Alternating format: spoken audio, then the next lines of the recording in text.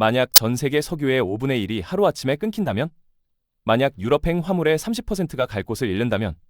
지금 그 일이 벌어지고 있습니다. 이란이 호르무즈 해협을 막았고 예멘의 후티 반군이 홍해를 걸어 잠갔습니다. 항공모함까지 띄운 미 해군이 몇백만 원짜리 드론 앞에서 속수무책이었죠. 세계의 경제의 두 목줄이 동시에 조여오고 있습니다. 이란과 손잡고 홍해를 걸어 잠근 후티 반군, 그들의 정체도 함께 파헤쳐보겠습니다. 석유와 물류, 세계 경제의 두 목줄이 중동의 좁은 물길에 걸려 있습니다. 이 두 목줄이 동시에 끊어지는 일, 그 최악의 상황이 지금 벌어지고 있습니다. 2023년 10월, 이스라엘과 하마스 전쟁이 터졌습니다. 그런데 불꽃이 엉뚱한 곳으로 튀었죠. 예멘 북부를 장악한 후티 반군이 팔레스타인 연대를 외치면서 홍해 상선들을 향해 드론과 미사일을 쏘기 시작한 겁니다. 처음엔 이스라엘 관련 선박만 노린다고 했습니다. 그런데 금방 바뀌었죠. 미국, 영국, 제3국의 배까지 총구가 사방으로 향했습니다. 첫 대규모 공격은 미 해군 구축함 USS 카니오가 당했습니다. 드론 10대, 순항 미사일 4발. 미 해군은 10시간 동안 교전했죠. 미 해군이 수십 년 만에 겪은 격렬한 실전이었습니다. 단순한 국지전이 아니었죠. 세계 물류의 핵심 동맥에 누군가 손을 댔다는 신호탄이었습니다. 홍해가 왜 이토록 중요할까요? 홍해 남단엔 바브 엘 만데브 해협이 있습니다. 아랍어로 눈물의 관문이라는 뜻이죠. 폭은 서울에서 수원까지 거리 정도밖에 안 됩니다. 그런데 이 좁은 물길을 지나야만 수에즈 운하를 통해 유럽으로 갈 수 있죠. 만약 여기가 막히면 아프리카 최남단 희망봉까지 돌아가야 합니다. 거리는 약 9,000km에 11일 이상 더 걸리죠. 전 세계 해상 컨테이너 물동량의 30%, 상품 무역량의 12%가 이 길목을 통과합니다. 매년 2만 척이 넘는 배가 여길 지나가죠. 문제는 이 해협 북쪽 해안이 바로 후티 영역이라는 점입니다. 수도 사나, 항구 도시 호데이다. 전부 후티가 장악하고 있죠. 좁은 골목 입구에 자리 잡고 통행을 막는 형국입니다. 공격이 시작되자 해운업계가 발칵 뒤집혔습니다. 세계 최대 해운사 덴마크 머스크가 홍해 운항 중단을 선언했고 스위스 MSC, 프랑스 CMA CGM, 독일 하파기로이드가 줄줄이 뒤따랐죠. 한국의 H&M도 수에즈 경유 항로를 포기했습니다. 미사일이 날아다니는 바다를 지날 순 없으니까요. 그래서 배들이 어디로 갔을까요? 아프리카 최남단 희망봉으로 돌아가기 시작했습니다. 서울에서 부산 가는데 제주도를 거쳐가는 셈이죠.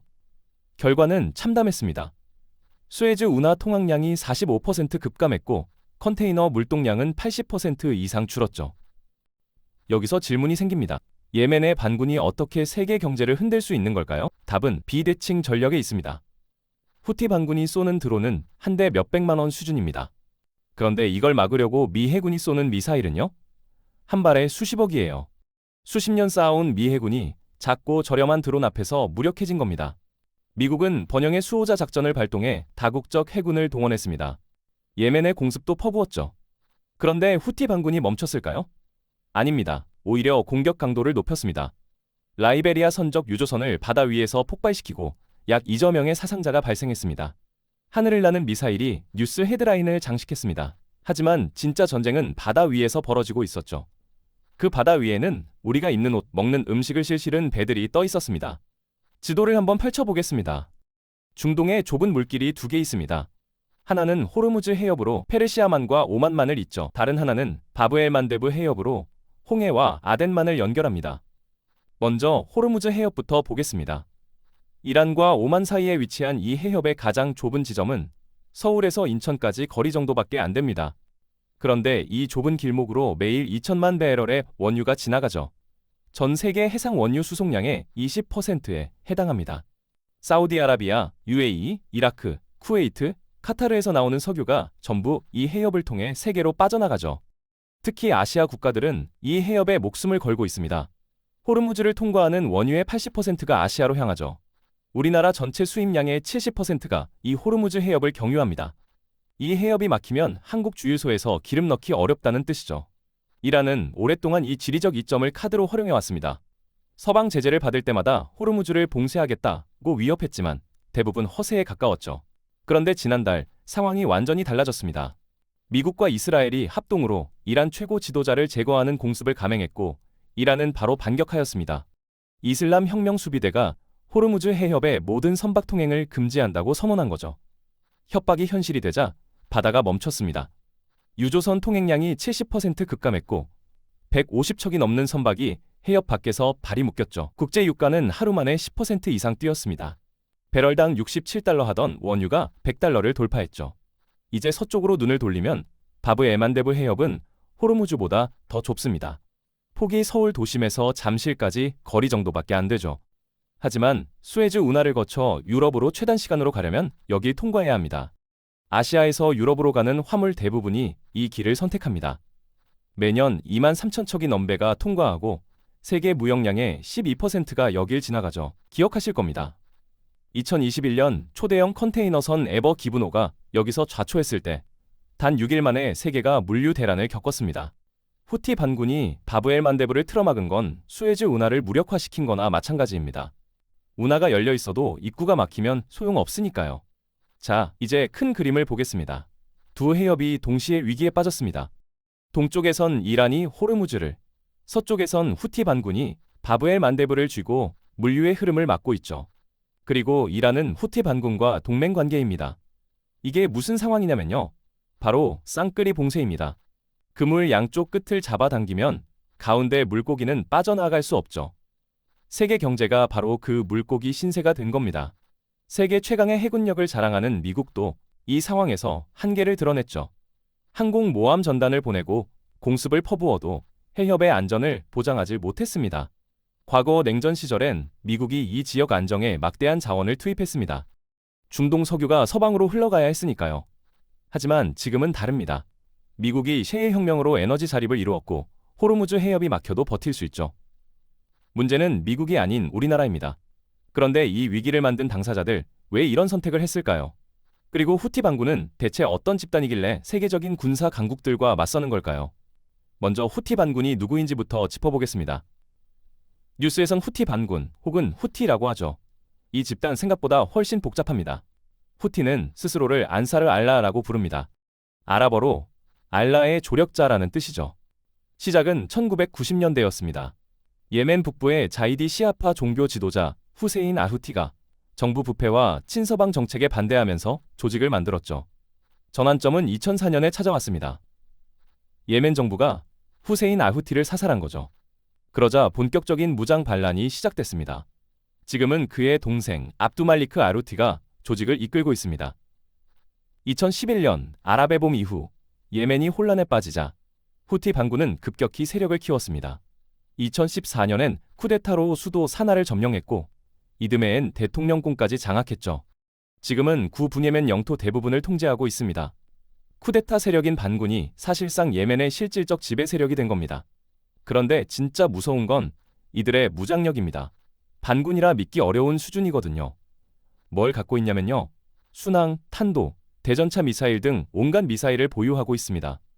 심지어 구 예멘 공군의 푸오 전투기와 SU-22 폭격기도 운용하고 있죠. 반군이 말입니다.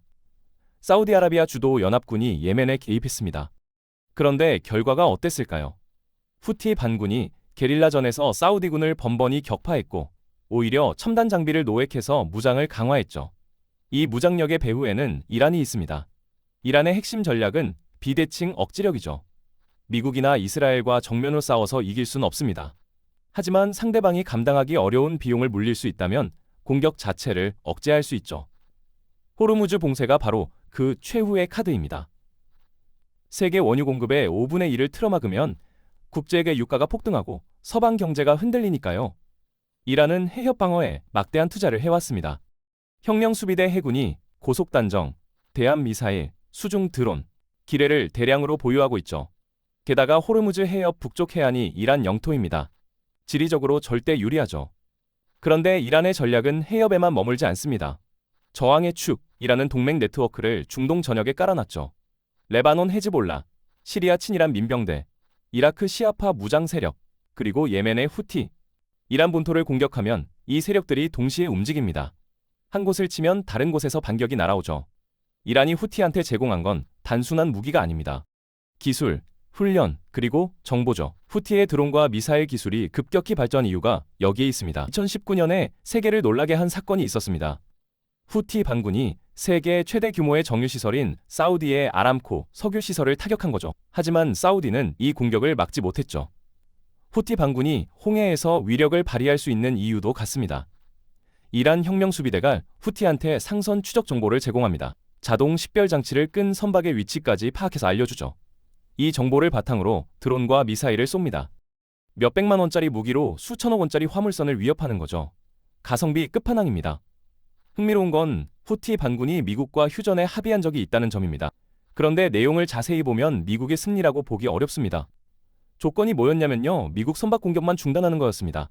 다른 나라 선박 공격은 계속됐죠. 세계 최강국이 먼저 물러선 셈입니다. 최근엔 더 복잡한 양상이 나타나고 있습니다. 영국 언론이 이란 관료들의 말을 인용해서 보도했죠. 후티가 더 이상 이라지를 따르지 않는다고요. 이게 무슨 뜻일까요? 통제를 벗어난 무장 집단이 세계 물류의 핵심 동맥을 쥐고 있다는 겁니다. 예측 자체가 불가능해진 거죠. 후티 반군이 얼마나 무서운지는 총알이 아니라 숫자가 보여줬습니다. 바브엘만데브 해협을 통과하는 일일 선박수가 43척에서 30척으로 급감했습니다. 전체 물동량의 30%가 증발한 거죠. 70%의 상선이 수에즈 대신 희망봉 우회를 선택했습니다. 거리가 늘어나면 모든 비용이 따라 올라갑니다. 초대형 컨테이너선이 하루에 태우는 연료는 수천만 원어치죠. 열흘을 더 항해하면 수억 원이 추가됩니다. 가장 극적으로 뛴 건 보험료입니다. 홍해를 지나려면 전쟁 위험보험에 가입해야 하는데 후티 공격 전엔 보험료가 선박 보험 가액의 0.1% 수준이었습니다. 공격이 본격화되자 0.4%까지 치솟았죠. 초대형 유조선 한 척이 해해 한 번 통과하는 데 추가되는 보험료만 우리 돈으로 3억 원이 넘습니다. 해상 운임도 요동쳤습니다. 평소 2,000달 수준이던 아시아 유럽 노선 운임이 몇 달 만에 3배로 뛰었고 한때 컨테이너 하나를 보내는데 6,000달러 이상 들었죠. 이 비용은 고스란히 물건 가격에 반영됩니다. 한국 경제에 미치는 영향도 구체적입니다. 한국은 세계 6위 수출 대국이고 유럽연합은 주요 수출 시장 중 하나죠. 반도체, 자동차, 배터리, 석유화학 제품이 바다를 건너 유럽으로 갑니다. 홍해가 막히면 이 수출품들의 운송비가 올라가 가격 경쟁력이 떨어집니다. 수입도 마찬가지입니다. 유럽에서 오는 명품, 와인, 기계 부품, 의약품 원료의 배송이 지연되고 가격이 오르죠. 그 비용은 결국 소비자에게 전가됩니다. 마트에서 장을 보는 사람의 장바구니가 가벼워지는 겁니다. 호르무즈 해협 위까지 겹치면 상황은 더 심각해집니다. 한국은 원유 수입의 70%를 중동에 의존하고 이 원유의 99%가 호르무즈를 거쳐오죠. 해협이 막히면 기름값이 뛰고 그 파장은 주유소에서 택배비, 난방비까지 도미노처럼 번집니다. 결국 중동의 두 해협 위기는 먼 나라 얘기가 아닙니다. 한국 가정의 전기료, 주유소의 유가, 마트의 가격표를 강하게 끌어올립니다. 드론 한 대, 미사일 한 발이 지구 반대편 한국인의 생활비를 밀어올립니다. 이런 기이한 연결고리가 지금 작동하고 있는 겁니다. 전쟁과 봉쇄의 직접적인 피해자는 누굴까요? 가장 먼저 바다 위의 선원들입니다. 그리스 선사 소유의 벌크선이 홍해에서 이틀간의 피격 끝에 배가 침몰했고 타고 있던 25명 중 23명이 사망하거나 실종됐습니다. 같은 달 또 다른 화물선도 공격을 받았습니다. 연기에 휩싸였고 선원들은 배를 버리고 탈출해야 했죠. 이 선원들은 대부분 개발도상국 출신입니다. 필리핀, 인도, 방글라데시, 인도네시아에서 온 사람들이 세계 해운업을 떠받치고 있죠. 가족을 먹여 살리려고 바다로 나가는데 그 바닷길이 전쟁터가 됐습니다. 보험료는 올랐지만 선원들의 위험수당은 그만큼 오르지 않았죠. 예멘 국민들도 피해자입니다.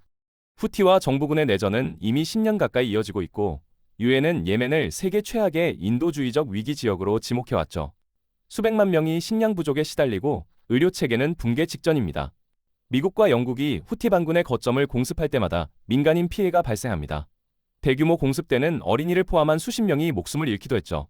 후티 반군을 지원하는 이란은 어떨까요? 국민들의 삶 역시 척박합니다. 수십 년간 이어진 서방의 경제 제재로 경제는 만신창이가 됐고 물가는 치솟고 실업률은 높아졌죠. 젊은이들은 미래를 그리기 어렵습니다. 이란 정부는 핵 프로그램과 중동 개입에 자원을 쏟아부으면서 국내 복지는 뒷전으로 밀렸고 전쟁이 확대될수록 국민들의 고통은 깊어집니다. 아시아의 에너지 안보도 흔들립니다. 일본은 원유 수입의 96%를 중동에 의존하고 있어서 호르무즈 봉쇄는 국가적 위기죠. 언론에선 유가가 2배로 뛰면 일본 경제가 최대 3%까지 쪼그라들 수 있다고 경고했습니다. 월급은 그대로인데 물가만 오르는 스태그플레이션의 악몽이죠. 중국도 무사하지 않습니다. 세계 최대 원유 수입국인 중국은 호르무즈를 통과하는 원유의 3분의 1을 가져오고 화학 원료 상당 부분을 이란에서 수입하죠. 해협이 봉쇄되면 유가 상승, 원자재 공급 차질, 물류 마비의 3중 충격으로 나타날 수 있습니다. 에너지 위기는 인플레이션으로 이어지고 인플레이션은 금리 인상으로 이어집니다. 금리 인상은 가계의 대출 이자 부담을 자극합니다.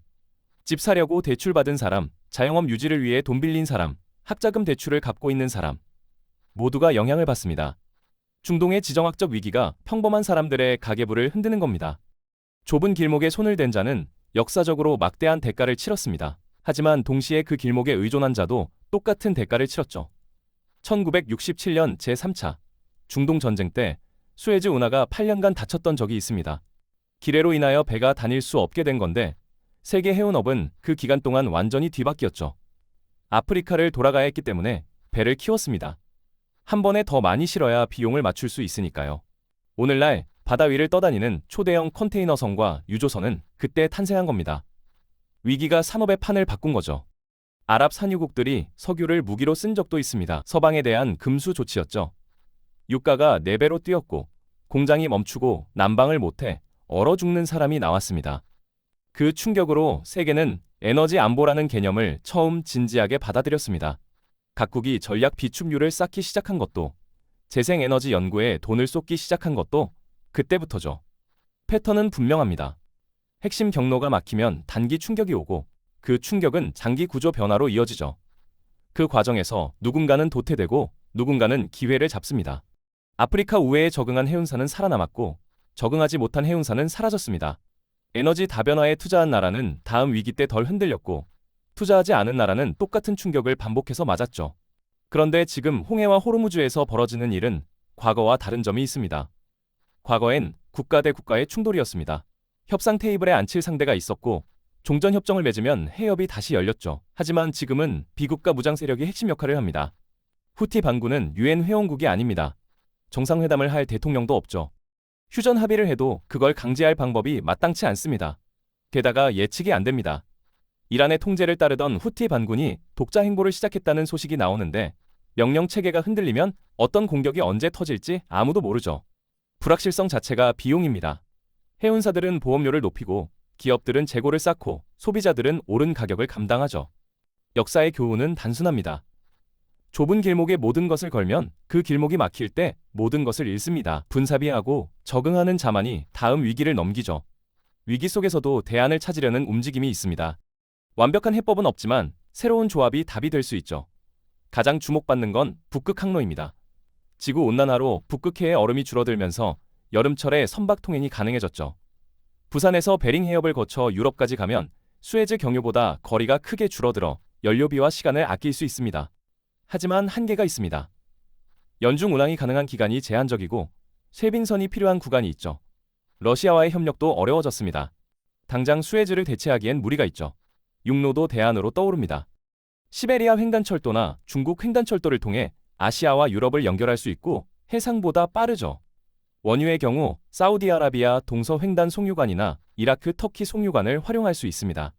그런데 철도와 송유관 모두 용량에 한계가 있습니다. 결국 어느 한쪽 출구가 막히면 병목은 사라지지 않죠. 에너지 공급원의 다변화도 추진되고 있습니다. 우리나라는 브라질, 호주 등지에서 원유 수입을 늘리고 있고 미국산 원유 수입도 꾸준히 늘리고 있습니다. 하지만 중동의 물량을 완전히 대체하기는 어렵습니다. 중동 원유가 품질과 가격 면에서 여전히 경쟁력이 있거든요. 장기적으로는 재생에너지 전환이 해법입니다. 석유 의존도를 줄이면 호르무즈 봉쇄의 영향도 줄어들죠. 태양광, 풍력, 수소 등 대체 에너지원의 개발이 가속화되고 있습니다. 그런데 에너지 전환에는 수십 년이 걸립니다. 당장의 위기에 대응하기엔 너무 느리죠. 기업들은 이미 움직이고 있습니다. 재고를 더 많이 쌓고 납기를 여유 있게 잡고 공급업체를 다변화하죠. 적시 생산 방식에서 만약을 위한 재고 방식으로 전환하는 기업이 늘고 있습니다. 효율성보다 안정성을 우선시하는 겁니다. 결국 어느 하나의 대안만으로는 부족합니다. 북극 항로, 철도, 송유관, 에너지 다변화, 재생에너지 전환, 그리고 기업과 정부의 위기 대응 체계까지. 이 모든 것을 조합해야 비로소 좁은 길목에 대한 의존을 줄일 수 있죠. 문제는 그 조합을 완성하는 데 오랜 시간과 많은 돈이 든다는 겁니다. 그리고 대부분의 사람들은 위기가 터지기 전까지 그 비용을 아까워하죠. 중동의 두 해협 위기는 단순한 지역 분쟁이 아닙니다. 세계화된 경제가 얼마나 취약한 곳에 기대고 있는지를 보여주는 사례죠. 세계 무역량의 상당 부분이 손바닥만 한 물길 두 곳을 지나고 있습니다. 이 물길을 통제하려는 세력이 나타나면 세계 경제 전체가 흔들리죠. 핵 항공모함도, 첨단 미사일도 몇백만 원짜리 드론을 완벽히 막지 못합니다. 비대칭 전력이 전통적인 군사력의 우위를 무력화하는 시대가 온 겁니다. 한국에 던지는 경고는 분명합니다. 에너지와 물류의 대외 의존도가 높은 나라일수록 지정학 위험에 노출되죠. 원유 수입의 70%를 중동에, 그중 99%를 호르무즈에 의존하는 구조는 언제든 위협받을 수 있습니다. 핵심 질문은 이겁니다. 우리는 얼마나 멀리 내다보고 준비하고 있는가? 눈앞의 가격 경쟁력만 따지다가 공급망 전체가 흔들리는 상황을 맞을 건지, 아니면 비용이 들더라도 안정성을 확보하는 방향으로 나아갈 건지. 중동의 좁은 해협에서 벌어지는 일이 한국 가정의 전기료와 기름값, 장바구니 물가에 직접 영향을 미치는 세상입니다. 지구 반대편에 드론 한 대가 우리 경제에 숨통을 조일 수 있는 세상이죠. 이 연결고리를 이해하고 대비하는 것. 그게 앞으로 우리에게 주어진 과제입니다. 오늘 준비한 영상은 여기까지입니다. 감사합니다.